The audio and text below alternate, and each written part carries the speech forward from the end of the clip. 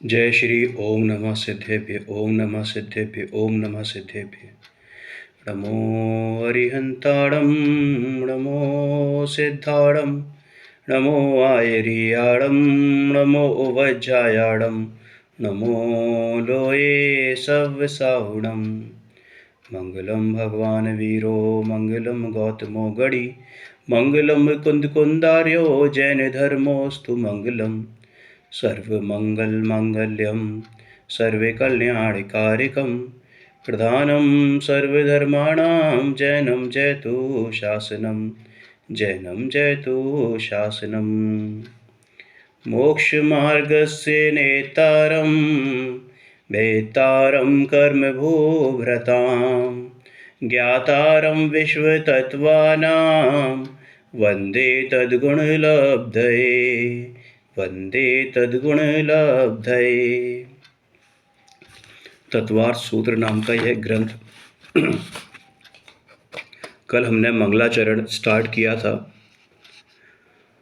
और हमने देखा था कि वीतरागी सर्वज्ञ और हितोपदेशी द्वारा कहा हुआ आगम ही यथार्थ रूप से आगम है, यानी प्रमाण है। बाकी कोई भी आगम जो वीतरागी सर्वज्ञ और हितोपदेशी के द्वारा नहीं लिखा गया है, यानी अरिहंत भगवान के द्वारा नहीं गूथा गया है, नहीं बोला गया है, वो आगम प्रमाण नहीं है। और उसका कारण भी बताया था कि यदि वीतरागी नहीं होंगे तो इसका मतलब वो अपने हिसाब से उसकी प्ररूपणा करेंगे। यदि सर्वज्ञ नहीं होंगे तो फिर वो बहुत चीज़ें जानेंगे नहीं, सूक्ष्म सूक्ष्म बातों का पता कैसे लगाएंगे, जानेंगे नहीं तो हमें बताएंगे कैसे, तो वो अधूरा ज्ञान रहेगा। और हितोपदेशी नहीं होंगे तो जाहिर सी बात है हमारा कल्याण कैसे होगा। तो इन तीनों बातों की अपेक्षा अगर हम बात करें, तीनों जो विशेषण हैं सर्वज्ञता, वीतरागता और हितोपदेशकपना, ये तीनों ही होना अनिवार्य है आगम प्रमाण के लिए। अब इसके बाद सर्वज्ञता के अभाव में विपरीत प्ररूपणाएं और उनका निराकरण। इन अरिहंत भगवान के बिना अन्य छद्मस्त अज्ञानी,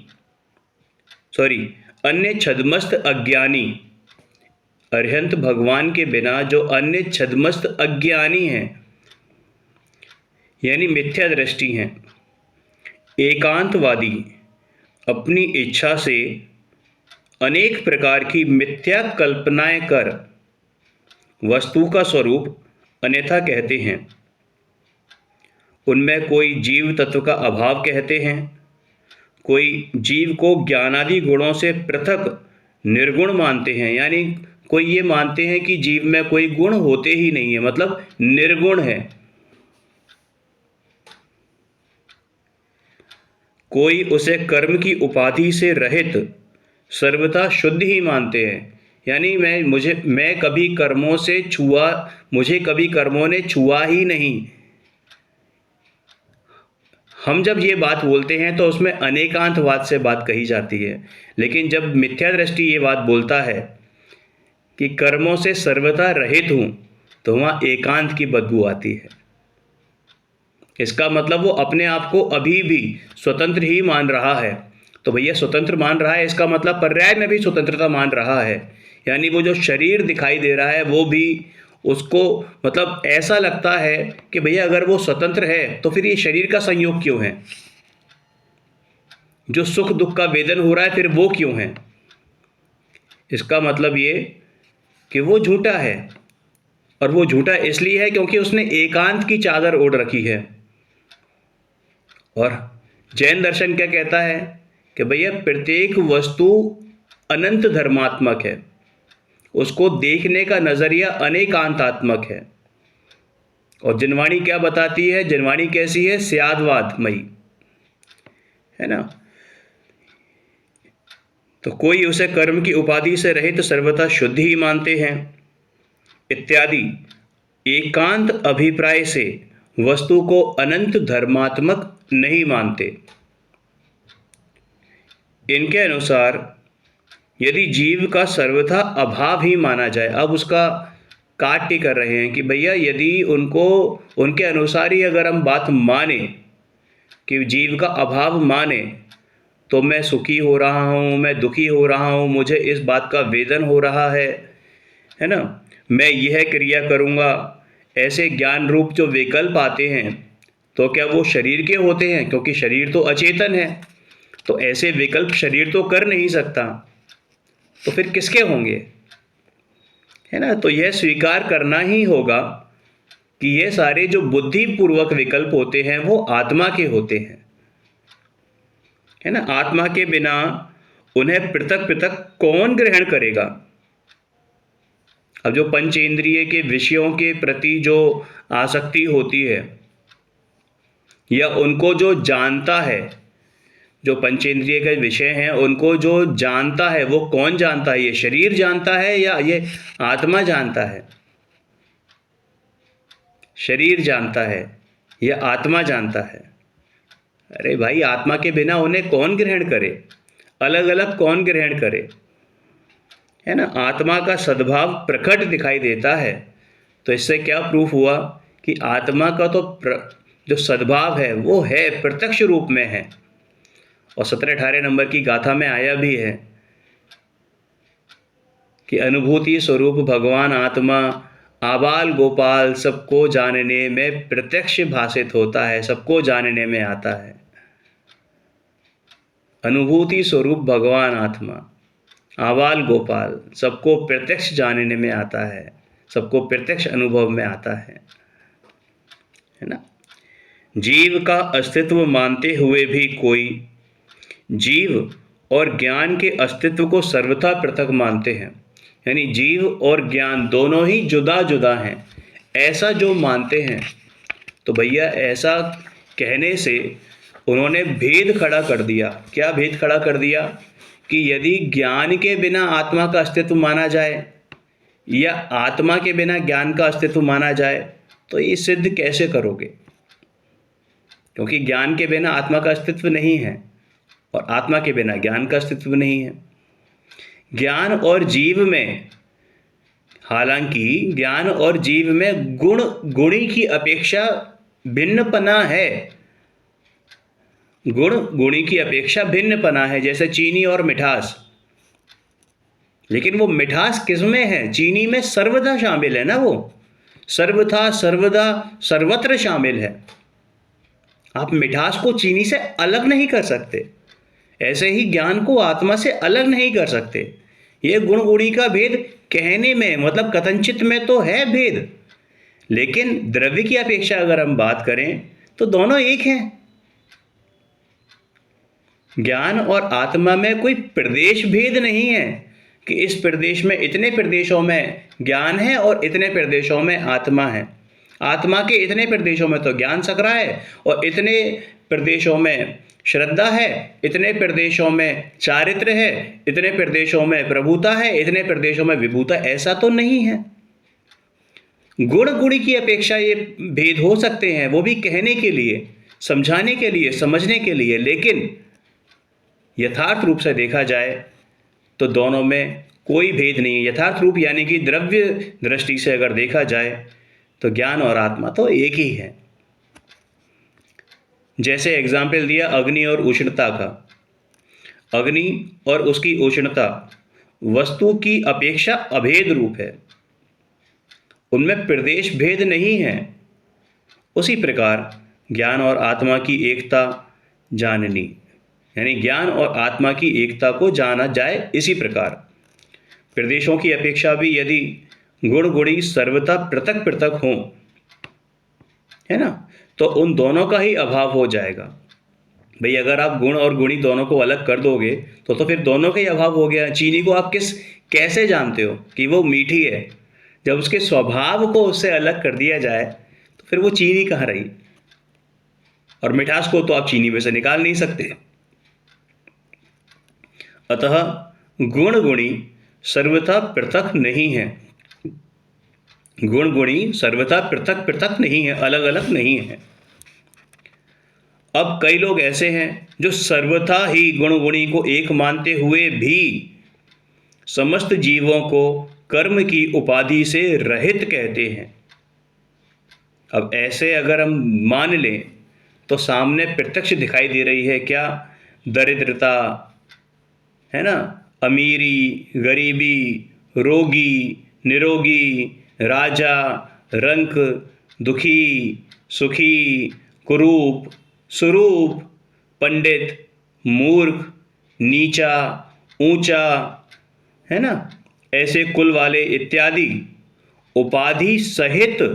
अब इनकी उपाधियां हैं ना, अगर हम कर्मों से, अगर हम ये मान लें कि कर्मों की कोई उपाधि नहीं है, तो ये तो उपाधियां प्रत्यक्ष रूप से दिखाई दे रही हैं संसारी जीवों के।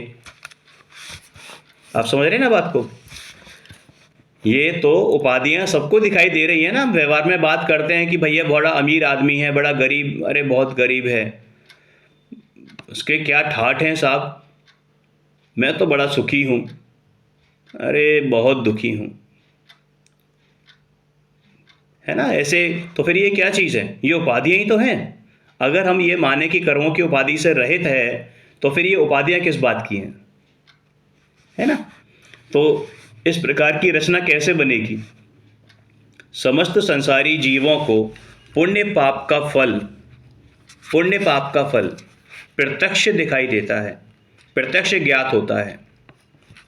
यदि संसारी जीव को सर्वथा शुद्ध माना जाए, तो फिर ये दीक्षा, शिक्षा, व्रत, अणुव्रत, महाव्रत, इनका फिर क्या महत्व रह जाएगा? इनको क्यों लेने की आवश्यकता पड़ी, है ना। फिर ये शायद तो शुभ क्रियाएं निष्फल हो जाएंगी। जब मैं शुद्ध हूं ही, तो फिर मुझे मुनि व्रत अंगीकार करने की आवश्यकता क्या है? फिर मुझे पुरुषार्थ करने की भी आवश्यकता क्या है? मैं पुरुषार्थ क्यों कर रहा हूं? कि मेरी जो पर्याय में अशुद्धता है उसका अभाव हो, और मेरा जो स्वभाव शुद्ध है वो पर्याय में भी प्रकटपना हो, उसका पर्याय में भी प्रकटपना हो। इसीलिए तो पुरुषार्थ चल रहा है ना। फिर ये अगर हम ये मान लें कि सर्वथा ही शुद्ध है, तो फिर तो पुरुषार्थ करने की भी आवश्यकता नहीं है।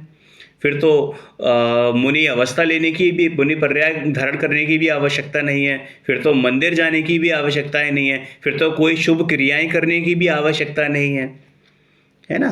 तो फिर इसलिए ये कहा कि संसारी जीव को उपाधि रहित मानना यह तो योग्य नहीं है, मिथ्या ही है। इत्यादि रूपों में अन्यवादी अपनी अपनी इच्छानुसार सर्वथा एकांत का आश्रय कर, मतलब जो ऊपर बताया है ना, एटसेट्रा एटसेट्रा में अपनी अपनी प्ररूपणा से, अपने अपने हिसाब से, जिसको जो पसंद आता है वैसे उसकी प्ररूपणा कर दी, वैसा एनालिसिस कर दी, वैसे एक्सप्लेन कर दिया, और वही लिख दिया और वही शास्त्र बना दिए, है ना। और हर जगह जो है एकांत एकांत एकांत, है ना। सर्वथा एकांत का आश्रय लेकर वस्तु का स्वरूप अन्यथा कहते हैं। इसलिए वीतरागी सर्वज्ञ के अलावा अन्य का कहा हुआ आगम प्रमाण नहीं है। जो कल बात करी थी लास्ट फेज में, वही आज उसको थोड़ा सा डिटेलिंग कर रहे हैं उसकी। अब देखिए, ये तो आगम की बात आ गई। अब तो जो अन्यवादी हैं, अन्य मती लोग हैं, जो अन्य विचारधारा वाले लोग हैं, वो तो मोक्ष का जो स्वरूप है उसकी भी अन्य रूप से प्ररूपणा करते हैं, अन्य रूप से व्याख्या करते हैं। सांख्य मती क्या कहते हैं कि भैया पुरुष का स्वरूप चैतन्य है। बिल्कुल सही बात है, लेकिन उनके इस कथन में अनेकांत नहीं है, एकांत है।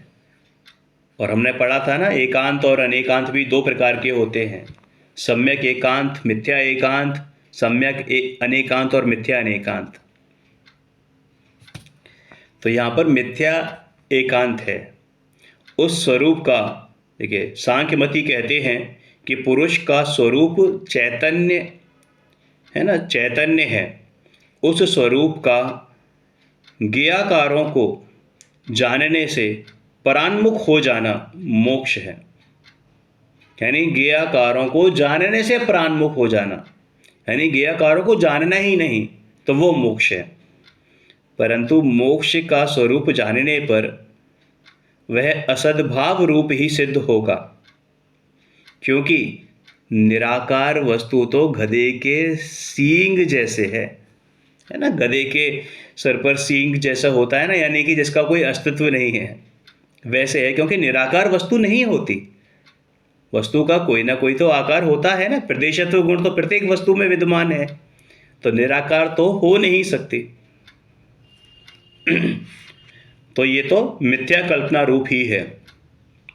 इस प्रकार सांख्यमति द्वारा मान्य मोक्ष मिथ्या जानना। क्लियर है। फिर वैशेषिक मति वाले कहते हैं कि आत्मा में विद्यमान बुद्धि, इच्छा, राग, द्वेष, धर्म, अधर्म, सुख, दुख, संस्कार, इन 9 गुणों का, ये 9 गुण जो बताए हैं ऊपर, इनका सर्वथा नाश हो जाना मोक्ष है। मतलब आप एक बात बताओ, बुद्धि का नाश हो जाए, इच्छा का नाश हो जाए, राग द्वेष धर्म का भी नाश हो जाए, अधर्म का नाश हो जाए, सुख दुख संस्कार, इन 9 गुणों का सर्वथा नाश हो जाना मोक्ष है। तो यह भी कल्पना ही है, मिथ्या है। क्योंकि इन सब का नाश हो गया, यानी धर्म भी शामिल है, बुद्धि भी शामिल है ना। इनका सर्वथा नाश हो गया। और नाश का मतलब क्या? शून्य रूप। और शून्य रूप तो क्या होती है? अवस्था होती ही नहीं है, यानी उसका अस्तित्व ही नहीं होता, अवस्तु होती है। क्योंकि सर्वथा शून्य रूप तो अवस्तु ही होती है, अतः यह प्रमाण नहीं है। इस प्रकार वैशेषिक मति द्वारा मान्य मोक्ष मिथ्या जानना।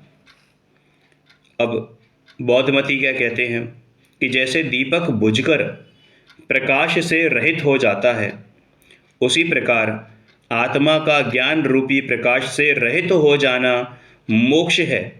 अर्थात प्रदीप निर्वाण के समान आत्मा का ज्ञान से रहित हो जाना मोक्ष है, परंतु यह भी गधे के सींग के समान है, अस्तित्व नहीं है, मिथ्या है, कोरी कल्पना है। ज्ञान के बिना आत्मा हो नहीं सकता, आत्मा के बिना ज्ञान हो नहीं सकता।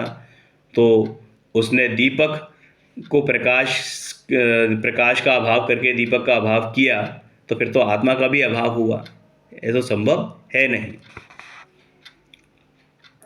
अद्वैत वेदांतवादी कहते हैं कि जैसे घट फूट जाने पर घट का आकाश प्रकट हो जाता है, घड़ा होता है, घड़ा, घट मतलब घड़ा, फूट जाता है तो पूरे स्पेस ही स्पेस नज़र आती है।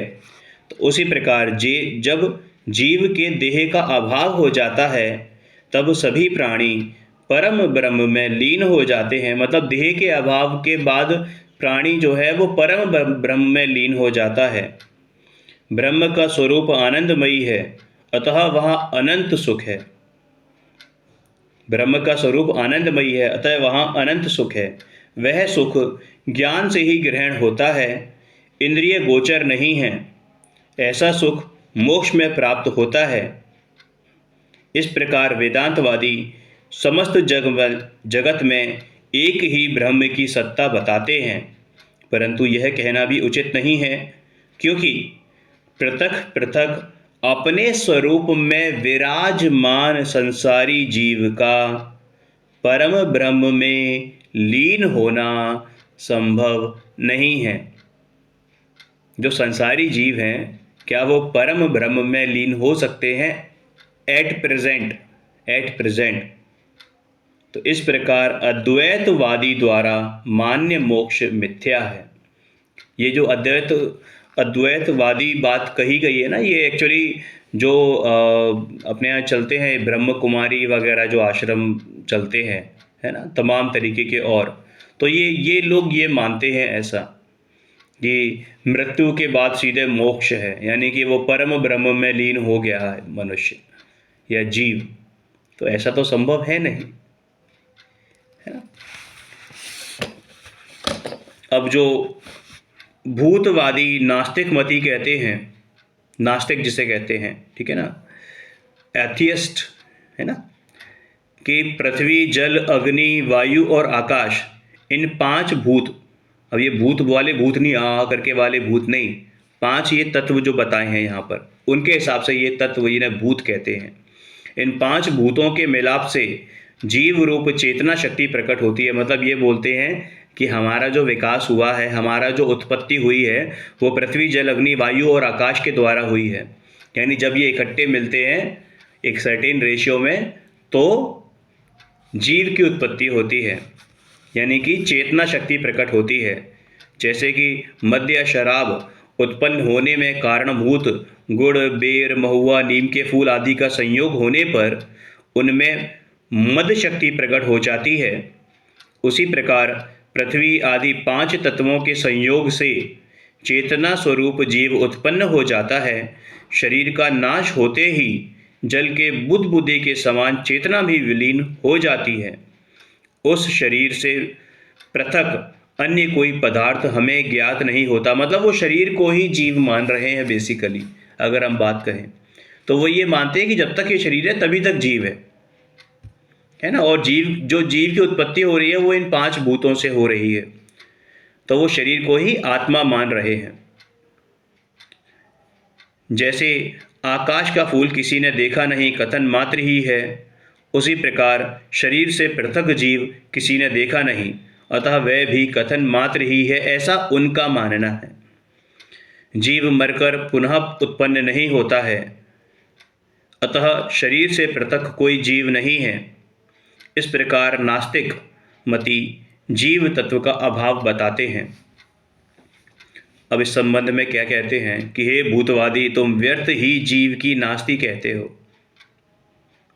पृथ्वी, जल, अग्नि, वायु और आकाश, इन 5 भूतों के संयोग से जीव होता हो, ऐसा तुम्हारा मानना मिथ्या है। क्योंकि ये जो 5 आपने बताए, जल, पृथ्वी, जल, अग्नि, वायु और आकाश, अगर इन सबको एक जोड़ दिया भी जाए तो क्या आप जीव की उत्पत्ति उसमें कर सकते हो? एक नया जीव प्रकट कर सकते हो, है ना। और ये 5 भूतों से पृथक जीव है। जीव कोई पृथ्वी, जल, अग्नि, वायु और आकाश नहीं है, इनसे अलग है जीव। शरीर तो जड़ है और जीव चैतन्य है। इन दोनों के गुण पृथक पृथक हैं। और जो आपने ऊपर नाम लिए वो सारे क्या हैं? जड़ हैं उनके हिसाब से, है ना, जड़ हैं। हमारे यहाँ तो पृथ्वी कायिक जीव भी होते हैं, जल कायिक भी होते हैं, अग्नि कायिक भी हैं, वायु कायिक भी हैं, आकाश, मतलब अब आकाश तो अलग हो गया, आकाश अलग द्रव्य है ना। तो ये क्या कहते हैं कि शरीर जड़ है। जो हमने उनको उसके अपोजिशन में उनको जो हमने बताया, क्या बताया कि शरीर जड़ है, जीव चैतन्य है। इन दोनों के गुण तो अलग अलग हैं। शरीर तो पूर्ण मिलना, यानी कि पुद्गल का फॉर्म होती है ना, पुद यानी कि मिलना, और गल यानी गलना यानी बिछुड़ना। तो मिलना, बिछड़ना, इस पूर्ण गलन स्वभाव सहित स्पर्श, रस, गंध, वर्ण, रूप पुद्गलमय है। और जो जीव है वो चेतना लक्षण रूप ज्ञान दर्शनमय है। अतः दोनों एक नहीं है। जीव का लक्षण चेतना गुण पृथ्वी आदि 5 भूतों से उत्पन्न नहीं हो सकता। चेतना गुण इन 5 से उत्पन्न नहीं हो सकता, क्योंकि जीव अमूर्तिक है, चेतन है, और पृथ्वी जड़ मूर्तिक है, अचेतन है। इनसे चेतना कैसे उत्पन्न होगी? मूर्तिक से तो मूर्तिक वस्तु की उत्पत्ति हो सकती है ना। इस प्रकार इनमें जाति भेद होने से एकत्व नहीं है। असमान जातीय पर्याय हैं तो कैसे एक साथ एक हो सकती हैं? यानी पुद्गल से आप चाहते हो कि जीव की उत्पत्ति हो जाए, ऐसा तो संभव है नहीं। और इसमें तुम्हारा मदिरा का दृष्टांत भी घटित नहीं होता, क्योंकि गुड़ आदि के मिलाप से उत्पन्न मद शक्ति जड़ रूप ही है। जड़ से चेतना उत्पन्न नहीं होती। यदि इन 5 भूतों के संयोग से चेतना की उत्पत्ति मानी जाए तो अन्न आदि को पकाने के लिए चूल्हे पे रखी गई हांडी में मिट्टी के रूप में पृथ्वी होती है, अग्नि होती है, जल भी होता है ना। और अग्नि को बढ़ाने के लिए वो जो हवा दी जाती है, पुराने ज़माने में हवा दी जाती थी ना, तो वो भी होता था। और साथ में आकाश तो सर्वत्र विद्यमान है। तो इन पांचों का मिलाप होने से जीव उत्पन्न होना चाहिए, परंतु वहाँ पे उत्पन्न नहीं होता है। लक्षण भेद से शरीर और जीव पृथक पृथक अलग अलग अनुभव गोचर हैं। अनुभव गोचर मतलब अनुभव में आ रहे हैं, ये सामने दिखाई दे रहे हैं। अनादिकाल से कर्म संयोग के कारण, अनादिकाल से कर्म संयोग के कारण, अब सिद्धांत की बात करते हैं, अनादिकाल से इस कर्म संयोग के कारण इस जीव को शरीर का मिलाप हो रहा है। अतः व्यवहार ने की अपेक्षा इसे मूर्तिक भी कहते हैं। ऊपर एकांत की बदबू थी, अब हम अनेकांत से बात करते हैं। जो आप कहते हो भैया वो अनेकांत की दृष्टि से देखो, तो एक दृष्टि से, पर्याय दृष्टि से, कि वो जो शरीर और आत्मा का मिलाप हो रहा है वो व्यवहार ने की दृष्टि से है, क्योंकि हमारा अनादि से कर्मों के साथ संयोग रहा है ना। लेकिन द्रव्य जाति की अपेक्षा अगर हम बात करें, द्रव्य दृष्टि की अपेक्षा से बात करें, द्रव्यार्थिक नय की अपेक्षा से बात करें, तो सर्वथा भिन्न ही है ना। परंतु द्रव्य जाति की अपेक्षा जीव अमूर्तिक ही है। इस संसार का कारण जीव का अशुद्ध भाव है तथा वे कर्म संयोग से होते हैं। उस कर्म का संयोग जीव के रागादि भावों से होता है। जो जैसा कर्म करता है उसे आगामी पर भव में और इस भव में भी उसी प्रकार का फल भोगना पड़ता है। अज्ञान भाव से यह जीव सांसारिक चतुर्गति में भ्रमण करता है और ज्ञान भाव से सिद्ध पद रूप मोक्ष में अचल रहता है। इस प्रकार हे नास्तिकवादी, तुम जो जीव और मोक्ष का अभाव ही मानते हो वह तो उचित है नहीं। इस प्रकार नास्तिक मति मान्य जीव और मोक्ष के स्वरूप का मिथ्यापना जानना। अब न्यायिक क्या मानते हैं कि गुण गुणी को सर्वथा पृथक मानते हैं, जो ऊपर हमने क्लैरिफाई कर भी दिया कि अतः वे कर्म के नाश से जीव की मुक्ति नहीं मानते। तो ये बात भी हम ऊपर क्लैरिफाई कर चुके हैं। इस कारण न्यायिक मत मान्य मोक्ष का स्वरूप मिथ्या जानना इत्यादि, यानी जितने भी चलते आए हैं इत्यादि एक्सेट्रा, एकांत रूप अन्यवादी अपनी बुद्धि से मोक्ष के संबंध में अनेक मिथ्या कल्पना करते हैं, वे यथार्थ प्रामाणिक नहीं हैं।